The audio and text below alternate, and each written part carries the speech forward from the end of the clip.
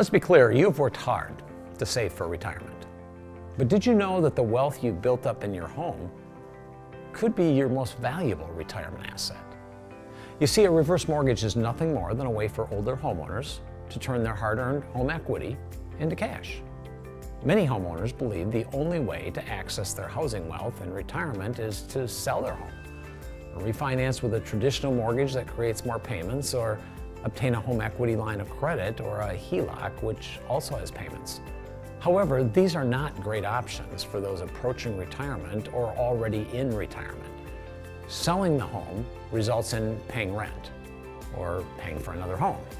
And traditional mortgages obviously hurt your cash flow with required mortgage payments every first of the month. Fortunately, there's a better option, a reverse mortgage, which allows qualified buyers to access a portion of your home's equity without giving up any ownership of your home and without required monthly principal and interest mortgage payments.